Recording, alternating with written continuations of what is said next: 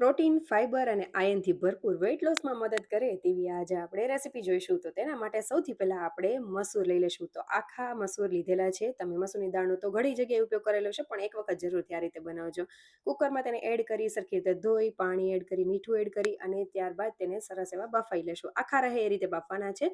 ત્યાં સુધીમાં આપણે બીજી પ્રિપેરેશન કરી લેશું. તો ટમેટા, મરચાં, લીમડો, કોથમરી, ડુંગળી બધું લઈ લીધેલું છે. ડુંગળીને આપણે ચોપ કરી લેશું. તમારે જો કટ કરવી હોય તો કરી શકો છો, બારીક એવી કરવી. હવે આપણે ટમેટાને પણ એ જ રીતે ચોપ કરી લેશું. ખરલ લઈ લેશું, તેમાં મરચાં, લસણ અને આદુને સરસ એવું ખાંડી લેશું અને તૈયાર કરી લેશું. સાથે મેં થોડા ધાણા ભાજીની દાંડલીઓ પણ એડ કરેલી છે.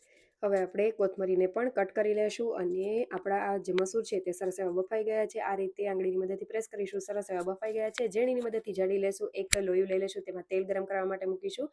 તમાલપત્ર, બોરિયા મરચાં, જીરું, લીમડો, હિંગ એડ કરીને આદુ મરચાં લસણની પેસ્ટ એડ કરીશું. ડુંગળી, ફરીથી આદુ મરચાં લસણની પેસ્ટ, ટમેટા, સૂકા મસાલા, ગરમ મસાલો, કસૂરી મેથી એડ કરીને જ્યાં સુધી હલાવી લેશું, જ્યાં સુધી તેલ છૂટું ન પડે ત્યાં સુધી. ત્યારબાદ આપણે મસૂર એડ કરી દેશું. સ્વાદ પ્રમાણે મીઠું એડ કરી, પાણી એડ કરી, ગરમ પાણી એડ કરેલું છે તેનાથી કન્સિસ્ટન્સી એડજસ્ટ કરી લેશું. તૈયાર થઈ જાય, એકદમ સરસ એવા ઘટ્ટ થઈ જાય ત્યારબાદ તેમાં ધાણાભાજી એડ કરી દેશું અને મેં તેની સાથે આ રીતના બાજરાના રોટલા બનાવેલા છે. તમે બ્રેડ, પરાઠા, કોઈ પણ વસ્તુ, રોટલી, ભાખરી, કોઈ પણ વસ્તુ સાથે આ તમે સર્વ કરી શકો છો.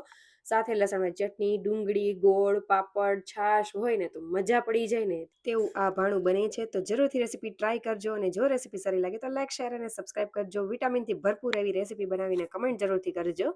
ફોલો કરવાનું ભૂલતા નહીં. Thank you for watching.